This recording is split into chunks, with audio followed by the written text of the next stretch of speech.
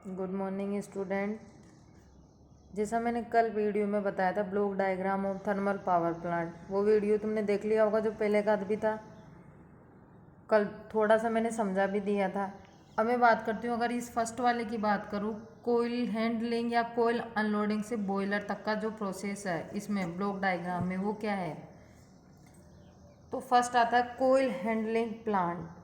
कोयल handling plant के जो main components है वो क्या है। कोयल डिलीवरी, इसका अलग से क्वेश्चन आता है कोयल हैंडलिंग प्लांट्स का।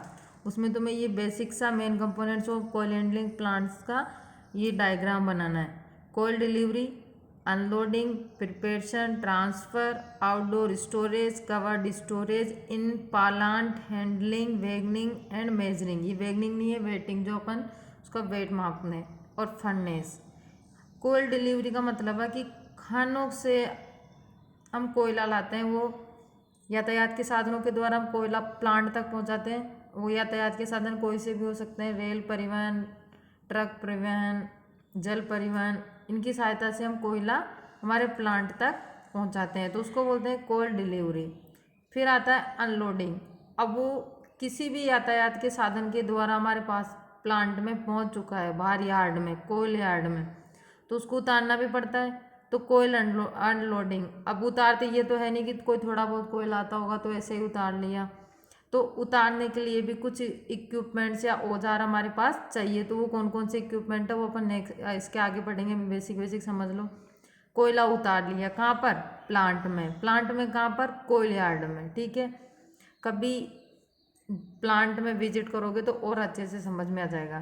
थर्ड आता है प्रिपरेशन। इसका मतलब क्या होता है कि जब कोयला खानों से आ रहा है तो वो किसी भी साइज में आ रहा होगा, छोटा बड़ा, उसके पास में कोयले के पास में नमी भी होगी, उसमें कुछ मैग्नेटिक्स जो पार्ट्स होते हैं वो भी होंगे जो हमें चाहिए ही नहीं। तो प्रिपरेशन का मतलब है कि जो कोयला हमारे पास आ रहा है उसको सही तरीके से हमें तैयार करके फिर जाके बॉयलर में भेजना पड़ता है। ऐसे नहीं कि जैसे कोयला आया और उसी को हमने भेज दिया। प्रिपरेशन के बाद में आता है ट्रांसफ़र। अब इसको कहाँ ट्रांसफ़र करेंगे भाई, जो कोयला हमने तैयार करा है उसको या तो आउटडोर स्टोरेज या कवर्ड स्टोरेज। आउटडोर स्टोरेज का मतलब है कि एक तो तैयार किए हुए कोयले को कहीं पे जाके स्टोरेज करना, जब हमें आवश्यकता पड़ेगी तब हम उसको लेंगे। और कवर्ड स्टोरेज का मतलब है कि आउटडोर स्टोरेज में तो हमने पहुंचाया ही नहीं, और डायरेक्ट लाइव स्टोरेज यानी कि जहाँ पर हमारा कोयला तुरंत काम आ रहा है, यानी कि तुरंत काम आने वाले कोयले को हम क्या बोलेंगे, लाइव स्टोरेज, यानी कि उसको आउटडोर स्टोरेज में भेजा नहीं जाएगा। लेकिन हमारे पास अगर अधिक मात्रा में कोयला आया है और अधिक मात्रा में हमने उसको तैयार करा है तो कुछ को हम क्या करते हैं, आउटडोर स्टोरेज में स्टोर कर लेते हैं, फिर बाद में ज़रूरत पड़ती है। कभी कभी ऐसा होता है कि बहुत सारा कोयला हमें स्टोर करके रखना पड़ता है, क्योंकि कभी भी डिमांड बढ़ सकती है, उसी हिसाब से हम इलेक्ट्रिसिटी जनरेट करते रहते हैं। या कभी कोयले की कमी एकदम से आ जाए तो ये तो है नहीं कि हम एकदम से प्लांट बंद कर देंगे, पॉसिबल है क्या, नहीं। तो क्या कोयला में स्टोर करके रखना पड़ता है बहुत सारा, तो उसको क्या बोलेंगे, dead storage. In plant handling, अब जो कोयला स्टोर मतलब कोयले से लेके और जो बॉयलर भट्टी है फर्नेस तक पहुंचाने के लिए उसको फिर से वापस से बेल्ट कन्वेयर या किसी की भी इक्विपमेंट्स की सहायता से वापस से उसको ले जाना पड़ेगा। फिर waiting and measuring. Waiting and measuring का मतलब है माप तोल, कि हाँ मतलब कितना टन कोयला जलेगा तब जाके कितनी इलेक्ट्रिसिटी जनरेट होती है। ये क्वेश्चन पूछते हैं तो वो कैसे पता चलता है, यानी कि यूज लेने से पहले या कोयला जलाने से पहले हम उसको नापते हैं, उसका भार नापते हैं, ठीक है। तो यह main components of coal handling plant. अगर मैं यहाँ बात करूँ कोयल हैंडलिंग प्लांट की, तो सीधा सीधा ये मैंने समझाया है वो वही है कि discharge bay first, discharge day bay two. इसका मतलब है कि जैसे मान लो कोई ये ट्रक है, ट्रक में से कोयला आ रहा है, वो यहाँ से हमने उतारा है, उतार के मैग्नेटिक सेपरेटर्स, जो कि मैंने प्रिपरेशन के लिए बोला था, प्रिपरेशन में हम इनको मैग्नेटिक कणों को दूर करते हैं, समान साइज में कोयले को तोड़ते हैं। तो ये मैग्नेट मतलब यहाँ से मैग्नेटिक सेपरेटर ये डाल दिया। फिर ये क्या है, स्क्रीन है, ये कर्सर 1 और कर्सर 2। कर्सर का क्या काम होगा कि कोयले को स्मॉल साइज में या सेम साइज में तोड़ने का। क्रशर का मतलब तोड़ना ही होता है, क्रशर और ब्रेकर, कोयले को तोड़ना। कोयला तोड़ने के बाद में क्या होगा, यार्ड में पहुंचाएंगे। तो ये मान लो ये पुल के से ये यहाँ पहुंच गया है, फिर यहाँ से बेल्ट कन्वेयर या बकेट कन्वेयर की सहायता से हम कहाँ पहुंचाएंगे, बॉयलर में पहुंचाने के लिए। फिर ये यहाँ से ये कन्वेयर और ये यहाँ पे boiler number first, boiler number second. इससे आने से पहले कोयल बंकर्स होते हैं, यानी कि इस टाइप के होते हैं कि ऊपर से तो खुले हुए होते हैं और नीचे से थोड़ा इनका मुंह सकड़ा होता है, कि ऊपर से फुल भरा भर इससे इसके ऊपर से कोयल आता रहता है, यहाँ गिरता रहता है। इन होपर्स में या बंकर्स, इनको होपर्स भी बोलते हैं, होपर्स या बंकर्स में गिरता रहता है और बॉयलर में कोयला जाता रहता है। तो ये तो बेसिक सा कोयल हैंडलिंग प्लांट है। ये वाला डायग्राम काम का नहीं है, ये वाला बेसिक डायग्राम बताना है। अगर बात करती हूँ मैं फर्स्ट कोयल डिलीवर, जो मैंने तुम्हें पहले ही समझा दिया। अब देखिए यहाँ से कोयल डिलीवरी एंड अनलोडिंग, एक डायग्राम देख के समझ में आ रहा होगा कि एक ट्रक है, ट्रक में क्या स्कूप बोलते हैं। अगर ट्रक में अगर स्कूप हो तो डायरेक्ट हम कोयले को अनलोड कर सकते हैं। अभी कोयला किसी भी साधन मुख्य रूप से परिवहन, रेल परिवहन, जल परिवहन आदि के द्वारा ही लाया गया है। इन्हीं के द्वारा संभव है, क्योंकि छत्तीसगढ़, झारखंड यहाँ पे हमारा कोयला होता है। यहाँ राजस्थान में तो कोयला, कभी तुम गए हो Kota thermal power plant, Kalisindh thermal power plant, अगर जो भी स्टूडेंट्स जाके आया है प्लांट में या अब जाके आया, उसको और भी अच्छे से समझ में आ जाएगा। फिर मैंने बताया था कोयल प्रिपरेशन, उसमें ब्रेकर और क्रशर, जो अभी नीचे वाले डायग्राम में आया था। ब्रेकर और क्रशर का मैंने बता दिया था कि जब कोयले को तोड़ते हैं या छोटी साइज में कन्वर्ट करते हैं तो उसके लिए ब्रेकर या क्रशर का उपयोग कर लिया जाता है। इसमें क्या होता है, एक ड्रम होता है, उसमें कोयला डाल दिया जाता है, जिसमें जालीदार लोहे की एक प्लेट होती है। उसमें अगर कोयला फंसेगा तो अपने आप टूटेगा ही टूटेगा, प्लस इसकी छटाई भी हो जाएगी साथ में, तो धूल मिट्टी के कण भी वापस से अपने आप इसमें से हट जाते हैं। तो ब्रेकर का उपयोग जब बड़े पावर प्लांट यानी कि बड़ी कैपेसिटी के जो पावर प्लांट्स हैं उनमें कोयला को छोटा करने के लिए किसका उपयोग किया जाता है, क्रशर का। बाकी छोटे प्लांट में हम डायरेक्ट साइजर का उपयोग कर सकते हैं। साइजर क्या होता है, कोयले की जो सेम साइज का, कोयले को जो भी कोयला हमने तोड़ा है उसको सेम साइज में करने के लिए साइजर का उपयोग किया गया है। ड्रायर का मतलब है कि जो कोयला आ रहा है वो कभी रास्ते में बारिश में भी भीग भी सकता है या गीला ही निकला हो, तो उसकी नमी को सुखाने के लिए, नमी को दूर करने के लिए किसका उपयोग करते हैं, ड्रायर का। जितना कोयला जितना अधिक सूखा होगा उतना तेजी से जलेगा और उतनी ही हमारी पानी गर्म होगा, और पानी गर्म होगा तो उतनी ही हमारी स्टीम एनर्जी बनेगी। वो स्टीम एनर्जी कहाँ पर जाएगी, टरबाइन पर। टरबाइन क्या है, एक मैकेनिकल रोटेटिंग डिवाइस है जो कि स्टीम एनर्जी को मैकेनिकल एनर्जी में कन्वर्ट करती है। और टरबाइन के साथ में ही क्या कनेक्टेड होता है या क्या कपल्ड रहता है, जनरेटर। जनरेटर क्या करता है, उसी जितनी हमारे पास में मैकेनिकल एनर्जी है उसी मैकेनिकल एनर्जी को इलेक्ट्रिकल एनर्जी में कन्वर्ट करता है और हमारी इलेक्ट्रिसिटी जनरेट होती है और वहाँ से हमारे घर तक ट्रांसमिट की जाती है। फोर्थ पॉइंट है मैग्नेटिक सेपरेटर। मैग्नेटिक सेपरेटर क्या करता है, जो मैग्नेटिक पार्ट्स है, मैग्नेटिक है, उनको कोयला जब मैग्नेटिक सेपरेटर से गुजरता है तो चुंबकीय अशुद्धियाँ जो है हमारी दूर हो जाती है।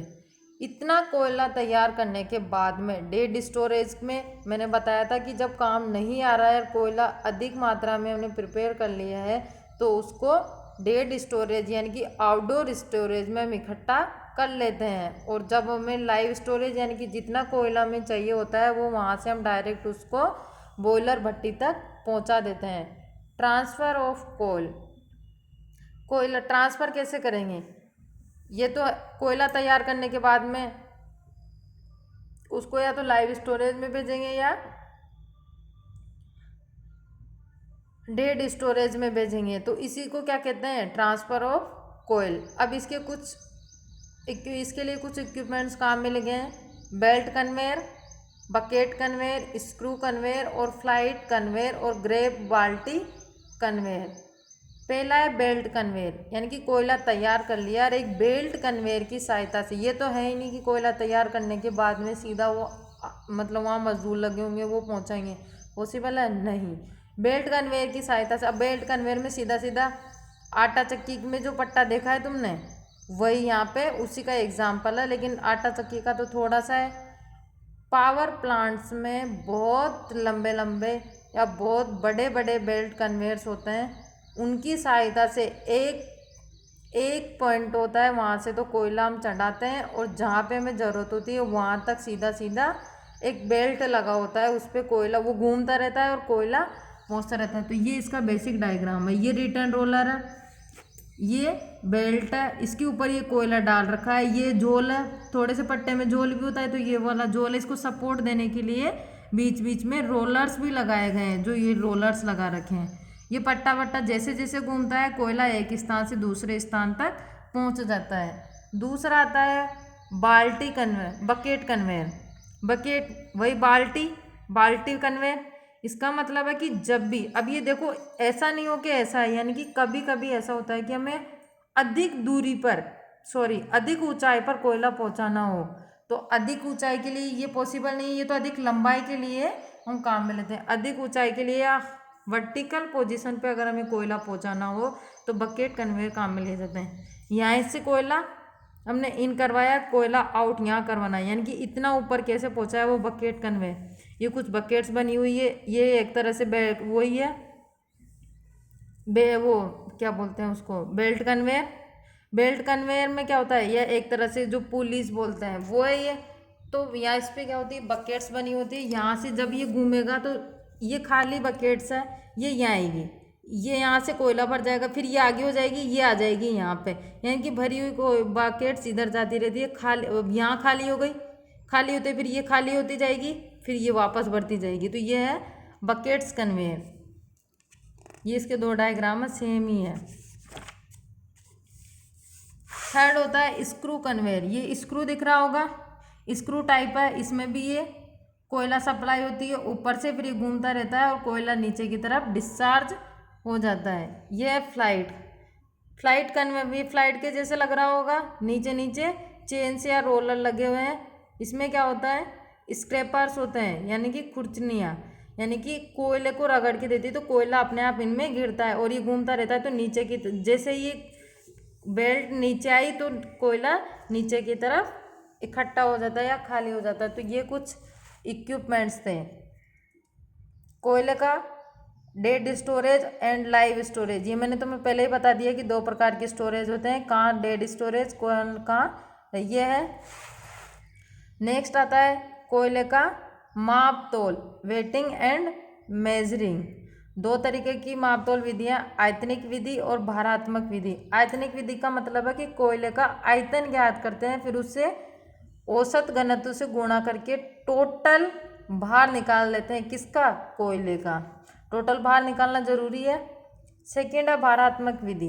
भारात्मक विधि से तो क्या है, मान लो जो भी कोई रेल का डिब्बा देखा है या ट्रक में सामान आया तो उसको डायरेक्ट ही खड़ा कर देंगे, वो अपने प्लेटफॉर्म पे खड़ा कर देते हैं, वो अपना वेट वैसे ही बता देता है। तो वो है, वहाँ से हम मशीन का जो भी लोड है वो हम वहाँ से मशीन के द्वारा हम नोट कर लेते हैं। तो यहाँ से मतलब कितना कोयला आ रहा है, कितना कोयला यूज़ में हो रहा है, वो सब हमारे पास में डाटा उपलब्ध रहता है। ये भी एक डायग्राम है, वो ये होपर्स है, ये बॉयलर में गिर रहा है, यहाँ से ये कोयला बेल्ट कन्वेयर की सहायता से, ठीक है। तो यह है बेसिक कोयल हैंडलिंग प्लांट, यानी कि कोयला खानों से लेकर बॉयलर तक पहुंचाने के लिए भी हमें क्या क्या करना पड़ता है वो। Thank you. नेक्स्ट वीडियो में मैं बता दूंगी जब भी क्लास होगी, और इनके साथ साथ में नोट्स भी बना ले। किसी भी स्टूडेंट्स ने मेरे पास में एक भी पेज लिख के नहीं भेजा, ध्यान रखना। जो स्टूडेंट्स भेजेगा उसका मतलब है कि वो ही स्टूडेंट्स वीडियो देख रहा है या उसको कुछ समझ नहीं आ रहा तो वो पूछ ले।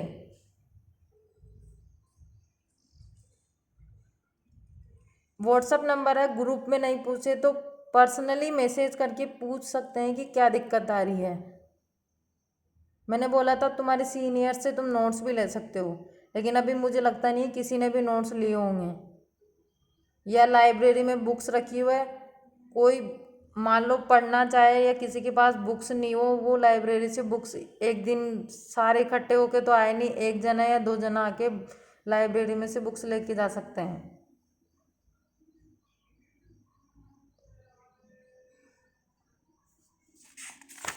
इनको रोक रोक के भी वीडियो बना सकते हो, लेकिन तुम करोगे नहीं ऐसा।